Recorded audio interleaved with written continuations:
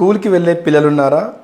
మీ పిల్లలు తరచుగా నైట్ నిద్రపోయే ముందు కాళ్ళు నొస్తున్నాయని కంప్లైంట్ ఇస్తున్నారా? వాళ్ళకి ఏమైనా ప్రాబ్లం ఉంది అని చెప్పి మీరు అనుకుంటున్నారా?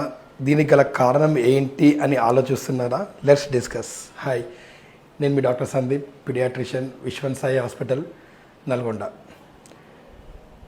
స్కూల్కి వెళ్ళే చైల్డ్ ఉన్న చాలామంది పేరెంట్స్ నా దగ్గరికి విజిటింగ్కి వచ్చినప్పుడు అడిగే క్వశ్చన్స్లలో చాలా కామన్ క్వశ్చన్ అండి ఇది. సార్, పిల్లలు నైట్ పడుకునే ముందు కాళ్ళు నొప్పులు, కాళ్ళు ఒత్తండి అని చెప్పేసి అంటున్నారు.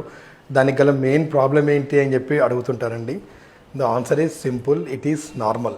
అది ఎందుకు నార్మల్ అంటే, స్కూల్కి వెళ్ళే పిల్లలు చాలా యాక్టివ్గా ఉంటారు డే టైంలో. సో వాళ్ళు స్కూల్కి వెళ్ళడము, ఎగరడము, దునకడము, ఆడుకోవడము అలాంటివి చేయడం వల్ల వాళ్ళ మజిల్స్ అనేవి స్ట్రెచ్ అయి ఉంటాయి అన్నమాట. ఎప్పుడైతే వాళ్ళు రిలాక్సేషన్ స్టేజ్కి వచ్చినప్పుడు, అంటే నైట్ టైమ్స్ పడుకున్నప్పుడు వాళ్ళ మజిల్స్ రిలాక్స్ అయిపోయి వాళ్ళకు లాగడము, గుంజడము, నొప్పిలాగా అనిపించడము అలాంటి సిమ్టమ్స్ అనేవి వస్తుంటుంది.